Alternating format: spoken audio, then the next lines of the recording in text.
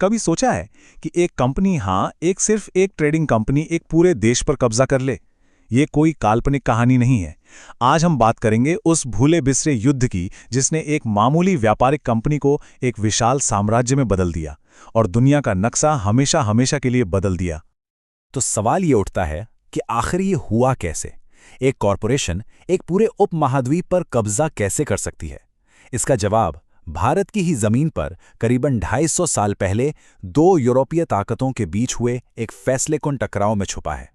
देखिए, भारत में जो हुआ उसे समझने के लिए हमें थोड़ा जूम आउट करके ग्लोबल पिक्चर देखनी होगी। ये कोई छोटा मोटा स्थानीय झगड़ा नहीं था, बिल्कुल नहीं। ये एक बहुत बड़े संघर्ष का हिस्सा था जिसे कई इतिहासकार दुनिया का पहला सच्चा विश्व युद्ध मानते हैं, 7 वर्षीय युद्ध। तो ये संघर्ष 1756 में यूरोप में शुरू हुआ, लेकिन इसकी आग बड़ी तेजी से भारत तक फैल गई। 1757 आते आते अंग्रेजों ने प्लासी और चंदननगर में अहम जीत हासिल कर ली थी। फिर 1760 में हुई वांडी वॉश की वो निर्णायक लड़ाई और आखिरकार 1763 में पेरिस की संधि के साथ ये ग्लोबल वॉर खत्म हुआ। और सबसे दिलचस्प बात पता है क्या है? ये लड़ाई सीधे सीधे ब्रिटेन और फ्रांस की सेनाओं के बीच नहीं थी। ये एक प्रॉक्सी वॉर था जो उनकी दो बड़ी बड़ी व्यापारिक कंपनियां लड़ रही थीं। ब्रिटिश ईस्ट इंडिया कंपनी का लक्ष्य साफ था, इलाके पर नियंत्रण और व्यापार पर एकाधिकार। वहीं दूसरी ओर फ्रेंच कंपनी का ज्यादा ध्यान स्थानीय शासकों के साथ गठबंधन बनाने पर था। और ये जो स्ट्रैटेजी का फर्क था ना, यही आखिर में निर्णायक साबित हुआ। तो जंग के मैदान पे आखिर हुआ क्या? अंग्रेजों ने, आप कह सकते हैं, शुरू से ही एक आक्रामक रवैया अपनाया और बहुत जल्दी भारत में एक मजबूत बढ़त बना ली। 1757 में एक बड़ा टर्निंग पॉइंट आया। रॉबर्ट क्लाइव की लीडरशिप में ब्रिटिश सेना ने बंगाल में फ्रांसीसियों के सबसे मजबूत किले चंदननगर पर कब्जा कर लिया। ये फ्रेंच के लिए एक बहुत बड़ा झटका था, क्योंकि इससे उनका एक बड़ा आर्थिक और सैन्य अड्डा एक झटके में हाथ से चला गया। 18वीं सदी में एक कहावत बहुत मशहूर थी, जिसका समंदर पर राज होगा, जमीन का मालिक भी वही होगा। और ये बात इस संघर्ष पर एकदम सटीक बैठती है।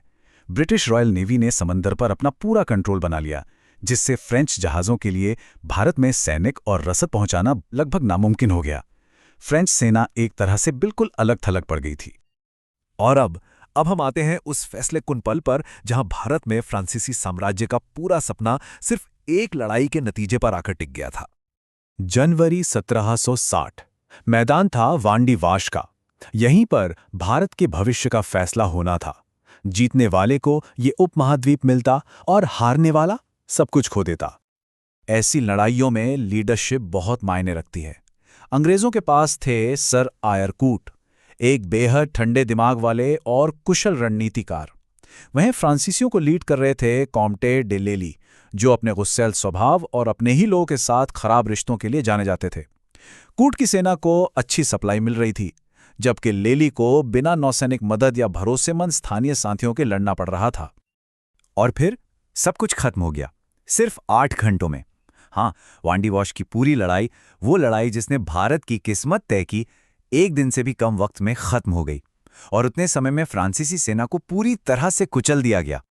वांडी वॉश की हार का नतीजा तुरंत देखने को मिला। ठीक 1 साल बाद 1761 में भारत में जो फ्रांसीसियों की राजधानी थी पौंडीचेरी, उसने भी आत्मसमर्पण कर दिया। और इसके साथ ही भारत में ये जंग एक तरह से खत्म हो गई। तो लड़ाई तो खत्म हो चुकी थी, पर इसके राजनीतिक नतीजे क्या थे? ये हमें पेरिस की संधि तक ले जाता है। 1763 की पेरिस संधि ने फ्रांसीसियों के भविष्य पर आखिरी मुहर लगा दी। हाँ, उन्हें अपने व्यापारिक ठिकाने वापस मिल तो गए, लेकिन बहुत सख्त शर्तों के साथ। कोई किला नहीं बना सकते, कोई सेना नहीं रख सकते। मतलब साफ था, फ्रांस भारत में व्यापार तो कर सकता था, लेकिन शासन नहीं। उनके राजनीतिक ताकत हमेशा के लिए खत्म हो गई थी। फ्रांसीसियों के पॉलिटिकल सीन से हटने के साथ ही भारत में एक नए अध्याय की शुरुआत हुई। एक ऐसा अध्याय जो इस उपमहाद्वीप के इतिहास को पूरी तरह से बदलने वाला था। और ये शुरुआत थी ब्रिटिश राज की, यानी भारतीय उपमहाद्वीप पर लगभग 200 सालों के ब्रिटिश शासन की। और इस विशाल साम्राज्य की नींव इसी 7 वर्षीय युद्ध के दौरान ईस्ट इंडिया कंपनी की उस निर्णायक जीत से रखी गई थी। आखिर में पूरी कहानी का निचोड़ बस इतना था, अपने इकलौते यूरोपीय प्रतिद्वंदी को रास्ते से हटाकर ब्रिटिश ईस्ट इंडिया कंपनी के लिए भारत को जीतने का रास्ता अब बिल्कुल साफ था। एक कॉरपोरेशन अब एक साम्राज्य बनने के लिए पूरी तरह तैयार थी। और अंत में एक सवाल जिस पर सोचना जरूरी है, क्या होता अगर ये युद्ध फ्रांस ने जीता होता?